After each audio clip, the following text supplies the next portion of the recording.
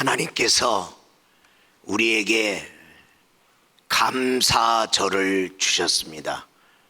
특별히 전반기를 마치면서 맥주 감사절을 오늘 주셔서 우리가 오늘 맥주 감사절 절기로 주 앞에 있습니다. 우리는 살다 보면 누구든지 삶의 현장에서 나도 모르게 원망의 쓴뿌리, 불평의 쓴뿌리, 또한 낙심과 여러 가지 우울함과 또 나는 힘든데 누가 잘 되고 있으면 시기의 쓴뿌리가 나도 모르게 자랍니다. 이걸 그대로 놔두면 나는 잡초가 무성한 그 안에서 가시엉겅퀴에 찔리는 슬프고 힘든 인생을, 저주받은 인생을 살 수밖에 없습니다. 우리 하나님이 그런 우리의 삶의 현장을 아시고 감사절기를 통해서 그 쓴뿌리를 위한 감사의 제초제를 뿌리게 하시고, 그래서 그것이 우리의 인생을 뒤덮지 않도록 주님께서 감사절을 통해서 우리의 마음의 밭, 우리 삶의 환경의 밭을 복된 환경으로 복을 받을 수 있는 마음의 그릇으로 바꾸어 주시는 것입니다. 코로나가 한창일 때에 어떤 어린아이가 하나님께 감사절을 만나서 하나님께 감사의 편지를 썼습니다. 그가 감사의 편지를 쓴 내용을 보니까 코로나 때문에 학교도 제대로 못 가고, 가고 싶어도 또 친구들과 놀고 싶어도 놀지 못하고 여러 가지로 답답하게 살아가다가 코로나 기간에 집에 그냥 우두커니 있는 것보다는 이 기간에 성경을 한번 통독하자는 마음을 가졌다. 그러한 가운데 날마다 성경을 읽어가는 중에 잠언서 27장 1절을 읽게 되었다. 너희는 내일 일을 자랑하지 말라. 하루 동안에 무슨 일이 일어날는지 내가 알 수 없음이니라. 오늘날 코로나로 인해서 많은 사람이 수백 명, 수천 명 코로나에 걸려서 힘들어하고, 코로나로 또 죽어가는 안타까운 일들을 만나면서 나한테도 하루 동안에 무슨 일이 일어나는지 몰라서 나는 감사하며 살기로 했다. 코로나 중에 활동이 제한되었지만은 우리 가족들이 같이 모이는 시간은 많아져서 감사했다. 특별히 분주했던 아버님이 가족들과 함께 있는 시간, 나하고 대화하는 시간이 많아져서 하나님께 감사했다. 우리 가족들이 같이 모일 때 각자 읽은 성경책 내용을 중에 자기가 깨닫고 은혜 받은 이야기를 나눌 수 있게 되어서 감사했다.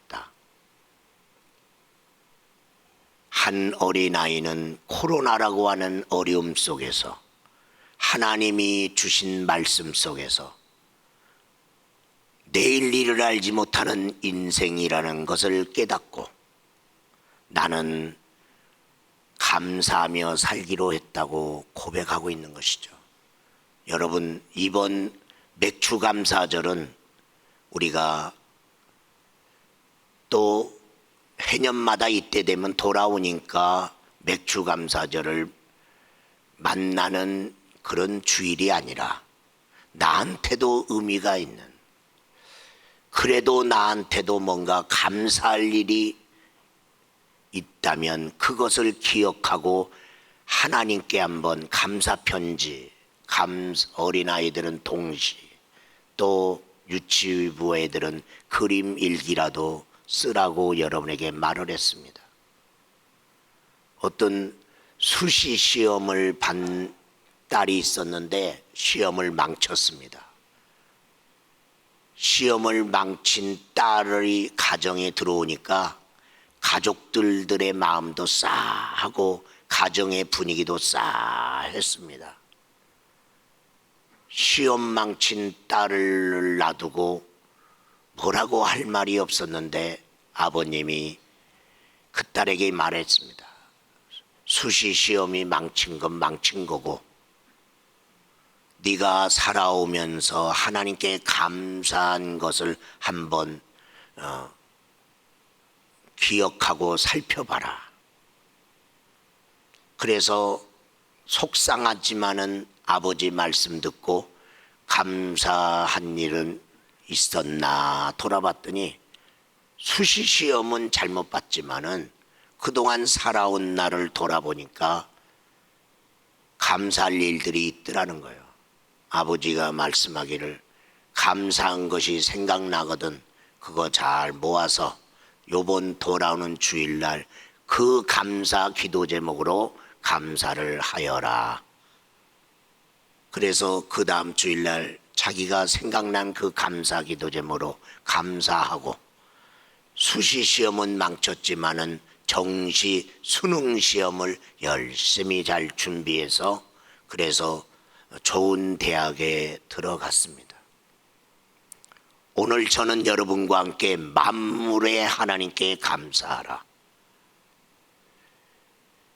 그 만물의 하나님께 감사하면서 서론적으로 먼저 말씀드린 것은 감사절을 하나님께 빈손으로 지키지 말라.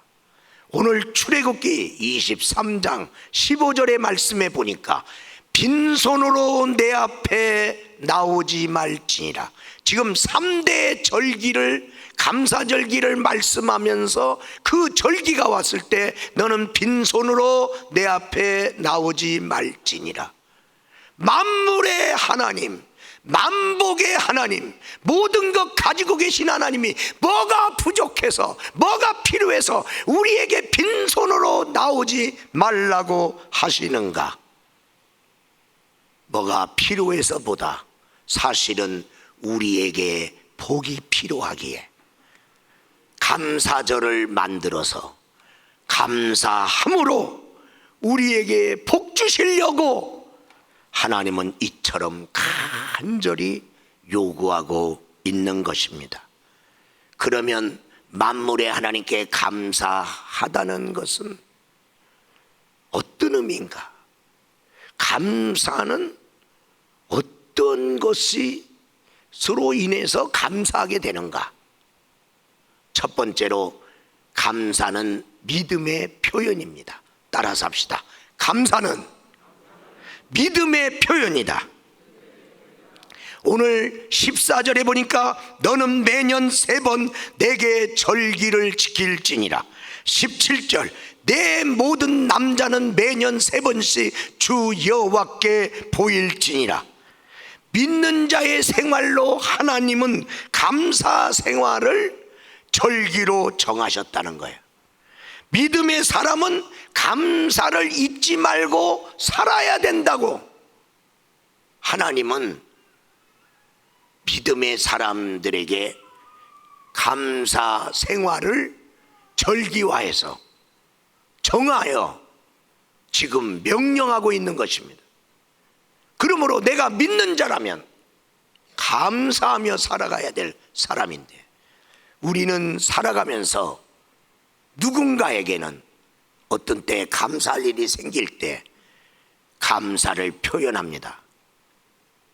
이번에 세계적인 피아노 콩쿠르 대회에서 우승을 한 임윤찬 그 우승자인 만 18세 청년은 자기를 가르쳐준 스승님께 감사합니다. 그랬습니다. 여러분, 우리가 살다 보면 어느 날 낳아주시고 길러주신 부모님 은혜 생각나서 감사합니다. 정말 위험한 병, 고치기 힘든 병을 정말 잘 치료하셔서 나를 고쳐서 건강을 회복해 주신 의사 선생님이 계시다면 그 의사 선생님께 감사할 것입니다. 그러나 하나님께 대한 감사는 믿음이 없는 사람은 감사하지 않습니다. 동일하게 교회에 나오면서 하나님을 믿는다고 하면서도 믿음이 있는 사람은 감사하고 믿음이 없는 사람은 하나님께 감사하지 않습니다.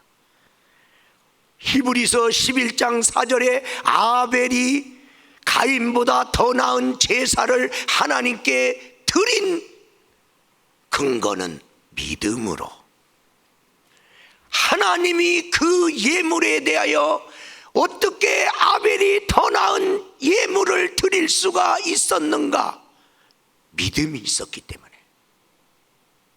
그렇게 성경은 우리에게 증거하고 있습니다.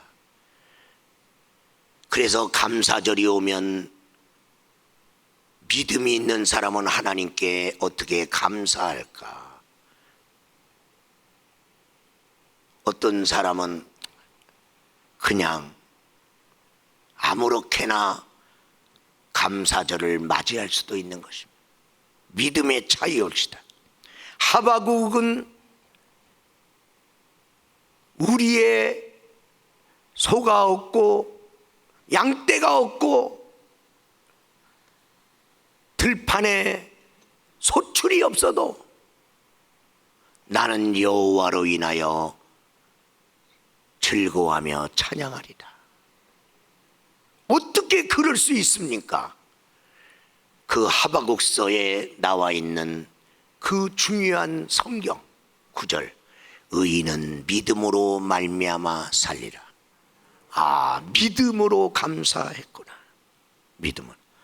믿음의 사람은 감사하게끔 되어 있고 감사하는 자는 믿음이 있는 사람이다. 두 번째로 감사는 마음의 표현입니다. 따라서 합시다. 감사는 마음의 표현이다. 마태복음 15장 18절에 말씀하기를 입에서 나오는 것은 마음에서 나오나니, 바깥으로 나왔다면 어디서 나오는 거냐? 마음에서. 내가 불평하는 말이 나왔다면 불평의 마음, 감사의 어떤 표현이 나왔다면 마음에서. 골로새서 3장 15절에는 말씀하기를 그리스도의 평강이 너희 마음을 주장하게 하라. 그리고 너희가 또한 감사하는 자가 되라. 내 마음에 늘 감사하는 마음 가지고 사는 자가 되라. 너의 마음이 평강을 뺏기지 말고. 여러분, 내 마음을 지키는 방법이 뭡니까? 내 마음에 평강이 있도록 하는 거예요. 내 마음에 평강이 없으면 내 마음이 불안해져요. 두려워져요. 그런데 평강으로 끝나는 게 아니라 그 마음이 감사할 때까지. 그러면 내 마음이 지켜져요. 아벨과 가인 감사절을 준비하고 있습니다. 근데 감사절을 준비하는 마음이 달라. 아벨은 감사하는 마음이 넘쳐서 하나님의 은혜가 감사한데 이 감사절에 뭘로 감사하나? 그래서 자기의 양무리를 돌아보다가 가장 좋은 새끼 양을 골라서 하나님께 드렸다고. 그 마음에 하나님께 좋은 것 드릴 마음이 있어갖고 좋은 것 골라갖고 드리더라. 그런데 가인은 감사절이 왔는데 별로 하나님께 감사할 마음이 별로 없어. 감사할 마음이 없으니까 어때요? 감사절이지만 그냥 옛날 그냥 일반적으로 하던 대로 그냥 하자. 왜? 마음이 일반적이에요. 그러다 보니까 일반적으로 감사절을 만났다. 마음에 있는 대로 했다는 거죠. 성경의 누가복음 21장 1절에서 4절의 말씀해 보니까 가난한 한 과부 성도가 있었는데 가난하단 말이에요. 또 혼자 살면서 살기도 어려워요. 그런데 이 여자가 두렙돈을 냈어요. 나중에 알고 보니까 이 두렙돈, 작은 돈, 이 두렙돈이 이 여자의 생활비 전부예요. 그 가난한 헌금을 드렸는데 그게 생활비 전부라네. 또 가난하면 안 드려도 되는데 뭘 그는 이걸 다 드리나. 또 왜 그런가 했더니 감사한 마음이 있어서. 마음이 감사하니까 가난한데도 불구하고 두렙돈밖에 없는데 두렙돈을 다 드렸다는 거예요. 제가 여의도 순복음교회 청년 성교회를 섬길 때에 그때는 온전한 철야를 했는데 11시에 시작하면 4시 반에 끝났어요. 그때 구로공단이 열리고 그래서 많은 남녀 청년들이 구로공단에서 여의도 순복음교회 청년회로 들어왔어요. 밤새도록 기도하고 간증하고 찬양하고 그러다가 새벽이 됩니다. 그 새벽에 맨 마지막에 감사 시간을 갖습니다. 감사예물 드리는데 그래 이제 그들은 이제 돌아가는데 청년의 감사 헌금을 정리하다 보면 토큰이 쏟아져 나와. 구로공단에 다니는 그들은 한 달 봉급 싸면 일단 한 달 쓸 토큰 사놓는다고. 왜? 돈 함부로 쓰면 안 되니까 이제 그래도 교통비는 해놔야 되니까 토큰을 사놨는데 예배 드리다가 은혜 받고 하나님께 감사하다 보니까 자기 주머니에 다른 돈이 있는데 토큰 내는 사람이 어디 있어요? 돈 있으면 돈 내지. 돈이 없어서 낼 돈이 없는데 낼 돈이 없으면 안 내면 되는 거지. 왜 토큰을 내고 갔을까? 그 헌금을 정리하다가 마음이 짠합니다. 다른 토큰이 있어서 차 타고 갔는지 토큰을 냈으니까 걸어갔는지 알 길이 없어. 그 토큰을 드린 그 마음은 감사한 마음이죠. 누가복음 7장 36절에서 50절의 말씀에 보면 죄가 너무나 많아서 나 같은 사람은 하나님이 제사해 주시고 용서 안 해줄 줄 알았는데 그 많은 죄를, 더러운 죄를 하나님이 다 용서해 주셨네. 그 용서해 주신 거에 대해서 하나님께 감사하고 하나님은 사랑스러워서 옥합을 깨트려 향유를 쏟아 예수님의 발을 씻은 여인이 나와요. 여러분, 나 같은 죄인도 받아주신 하나님께 감사하니까 옥합이 깨지잖아. 그런데요, 예수님을 영접한다고 맞이했던 바리새인 그 사람은 우리 예수님이 얘기하잖아요. 이 여자는 옥합으로 내 발을 씻거니와 너는 나에게 발 씻을 물도 주지 아니하였느니라. 생활 형편이 상관없이 마음이 있으면 어떤 모양이든지 감사는 나오게끔 돼 있고 마음이 없으면 감사는 안 되게 돼 있다. 응? 디모데후서 3장에 만물의 마지막이 가까웠을 때 마지막 말세를 살아가는 사람들의 징조 중에 하나가 감사치 아니하며, 말세를 살아가는 사람들은 감사할 일이 있어도 일부러 감사하지 않고 산다. 감사한 마음을 꺼트리고 산다. 무감한 마음. 여러분, 감사하지 않고 불평하는 마음도 나쁘지만은 감사한 마음을 아예 안 갖고 사는 마음. 어떻게 감사할 일이 있는데 감사를 안 하나? 감사는 마음의 표현입니다. 아브라함 헷셀은 이런 말을 했습니다. 유대인의 철학자며 신학자인데 인류는 정보가 부족하여 멸망하는 것이 아니라 인류는 감사치 아니함으로 멸망하는 것이다. 세 번째로, 감사는 삶의 표현입니다. 따라서 합시다. 감사는 삶의 표현이다. 오늘 창세기 4장 4절에서 5절의 말씀에 보면 여호와께서 아벨과 그의 제물은 받으셨으나 5절 말씀 보니까 가인과 그 제물은 받지 아니하신지라. 아벨의 삶과 그가 바친 예물, 가인의 삶과 아벨의 삶. 오늘 성경은 네가 어떤 삶을 가지고 하나님께 지금 감사의 예물을 드리느냐, 그 삶이 하나님 마음에 안 들었어요. 그래서 가인의 예물은 하나님이 기뻐하지 아니하시고 아벨의 삶이 기뻤어요. 그리고 그 삶과 함께 드린 그 감사 예물을 하나님이 기쁘게 받았어요.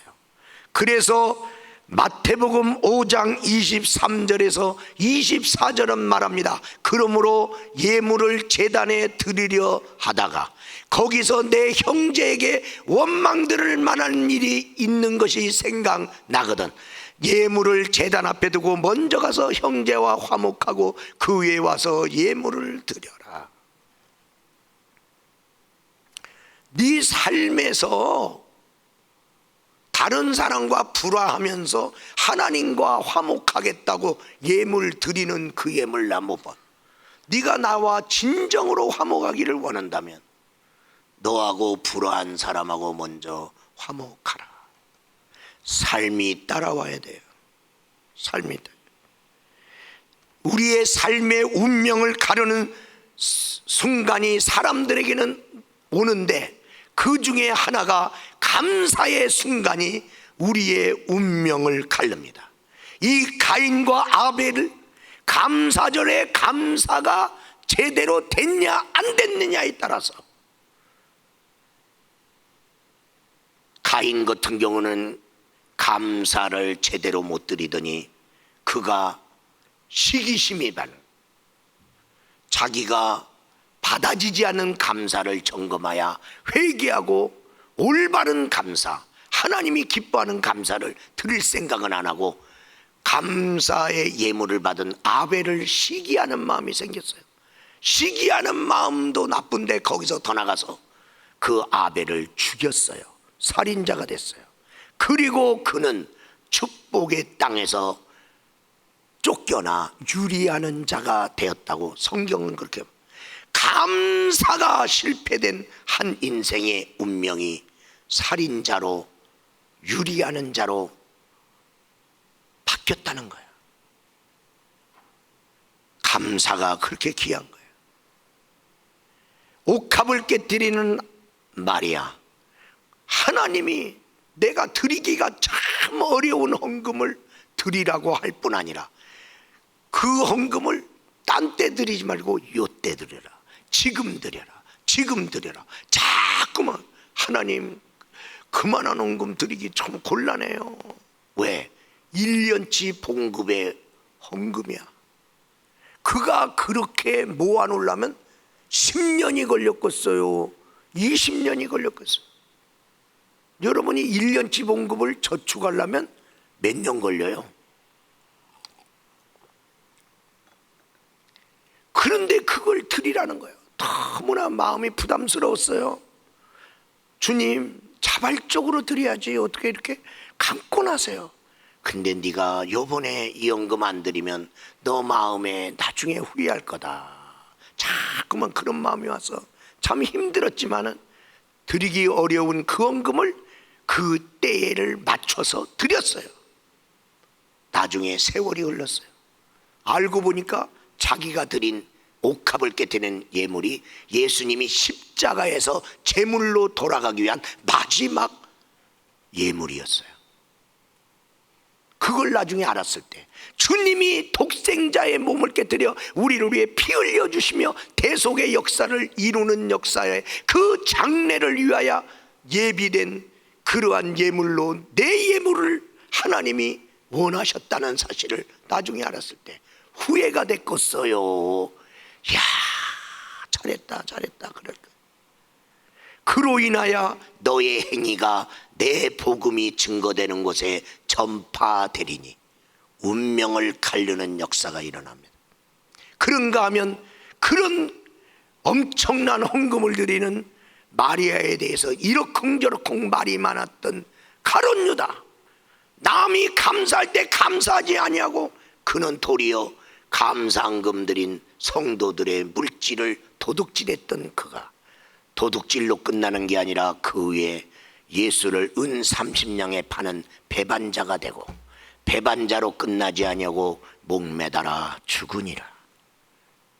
감사의 실패가 도둑놈 됐고 배반자 됐고 죽는 자 되었다. 감사가 순간이 이후에 내 운명을 갈라놓는구나. 어떤 부교육자 생활을 하는 목회자가 있었는데 늘 감사하면서 하는 거예요. 다른 부교육자가 하기 싫은 것도 이 사람이 맡아서 하면서도 감사하고 힘들 때도 많이 있지만은 감사하면서 맨날 이렇게 목회를 하는 거예요. 왜 그러는가 했더니 그가 군목 생활 하려고 인관 훈련을 받다가 다리를 다쳤어. 크게 다쳤어. 그래갖고 군목도 못 되고 이제 병원에 실려가고 그래서 이제 군대 생활도 못하고 의가사 제대하는 거고, 그러니 이제 다리가 불편한 목회자가 됐으니 군목은 고사하고 누가 다리 불편한 사람을 부교육자로 뽑겠느냐 그 말이야. 앞이 캄캄해. 그래서 3개월 동안 그 다리를 치료하기 위해서 병원에 있는 동안 계속 뭘 기도하냐면 하나님 일할 수 있는 교회 주세요. 일할 수 있는 교회 주세요.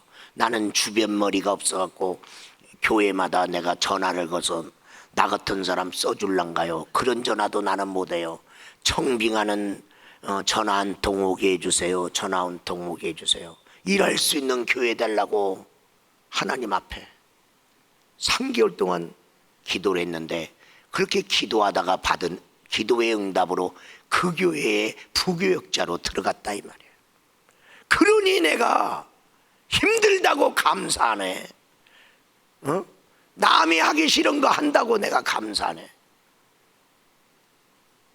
그가 감사 생활을 하면서 부교육자 생활을 하는 거예요. 그러는 가운데 대학원을 들어가고 대학원 석사 과정을 밟아서 이제 6개월 후에는 졸업하면서 석사 학위를 받게 됐는데 6개월 전에 졸업하기 전에 성령님이 자기를 찾아오셔서 너 석사 학위를 포기할 수 없느냐. 성령님, 내가 학위를 받는 것도 목회 잘하기 위해서 받는 건데 왜 학위를 포기하라고 그래요? 요즘 세상에 학위도 없는 사람 누가 목회자로 담임 목사로 청빙해요? 아무리 말을 해도 성령님이 기도할 때마다 너 학위 포기할 수 없냐? 내가 원하느니 포기하라. 참 어려웠지만 하나님이 왜 그런지 모르지만은 포기할게요. 그냥 포기한다고 하면서도 섭섭하고 포기한다고 결정을 했지만 앞이 깜깜해. 요즘 세상에 다 이력서 바라보는데 이력서 보면 아니 이 사람은 석사도 못 받았네. 그러면 누가 청빙하겠냐. 그러나 하나님의 뜻대로 석사 학위를 포기하고 6개월이 지난 다음에 그가 부산 제1교회의 담임 목사로 청빙을 받습니다. 그러나 청빙받은 그 교회 성전은 졌는데 그 전임 목사님이 너무 무리하여 성전 짓고 돌아가시고 부채만 가득한 교회. 그리고 너무 힘드니까 그래도 목사님은 감사 생활해야 되는데 그래서 자기 생활비를 1년 생활비를 그 사례비를 성전 건축원금으로 작정하여 드리고 먹고 살 것도 막막하고 부채도 많은 교회인데도 왜 그렇게 감사한지. 나한테 하나님 누가 나 같은 거 담임 목사로 청빙해요. 그런데 담임 목사로 청빙했잖아. 부채가 많은 교회라도 감사. 1년치 사례비 하나님께 작정원금 드리고 먹고 살기 막막해도 감사하면서 목회를 했어요. 삶이 어떠하든지 삶을 감사로 해석하고 목회를 했더니 성도들은 어려운 중에도 감사하며 목회하는 저 목사님이 보기가 좋았대. 성도들이 사랑하기 시작합니다. 그리고 세월은 흘러 자기는 감사하면서 목회함으로 목회의 복을 너무나 많이 받았다는 거예요. 하나님이 나 같은 걸 얼마나 높여주시고 축복을 해주시는지. 그분이 성남 선한 목자교회 유기성 목사님이십니다.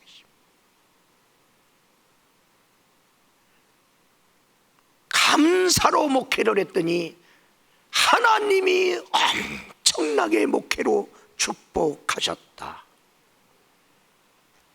우리 사랑하는 귀한 성도 여러분, 고통을 주는 사람, 고통을 주는 사건, 그것을 감사로 도장을 찍으시기를 주의 이름으로 축원합니다. 결론적으로 말씀드립니다. 모든 것을 감사로 결론나게 하라. 하나님, 기도는 어디까지 해야 되고 언제까지 해야 됩니까? 감사가 터질 때까지. 다윗의 기도를 우리는 시편을 통해서 많이 봅니다. 처음부터 감사하는 경우 거의 없습니다. 처음에는 하나님 어디 계시나이까?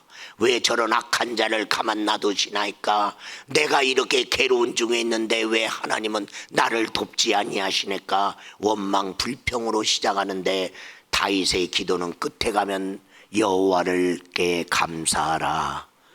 그 선하심을 인하여 감사하라. 하나님이 갚아주심을 인하여 감사하라. 찬양하라. 꼭 감사로 끝나. 그러니까 목사님 몇 시간 기도해야 되냐고 나한테 묻지 말고 감사가 나올 때까지 기도하라. 뉴욕 성결교회에 하감스 운동하는 교회가 있습니다. 어느 교회든지 거의 비슷하게 목회를 하고 교회마다 꼭 할 일들 다 하잖아요. 그런데 뉴욕 성결교회 이 교회가 하감스 운동을 하기 시작했어요. 하나님께 감사의 일기 쓰는 운동입니다. 그래서 성도들과 같이 하감스 운동을 하면서 하나님께 감사 일기를 쓰기 시작하는데 다른 건 다 비슷한데 그거 하나만 따로 계속 하고 있는 거예요. 하고 있는데 변화가 일어납니다. 성도들한테서 불평이 점점 사라집니다. 하감스 운동을 계속하는데 성도들이 점점 감사가 늘어납니다. 그러는 가운데 성도들의 얼굴이 밝아집니다. 하감스 운동하고 있는데 성도들의 살림이 점점 잘 됩니다. 하감스 운동하는데 교회가 그냥 자연스럽게 부흥합니다. 그거 하나 바꿨는데 그것이 마음도 바꾸고 삶도 바꾸고 교회도 바꾸고 복의 역사가 일어나더라. 우리 사랑하는 여러분, 그러므로 우리의 인생의 모든 것을 감사로 결론나게 해서 감사로 결론나게 한 여러분의 인생에 하나님의 복이 끊어지지 않는 놀라운 역사가 일어나기를 주의 이름으로 축원합니다.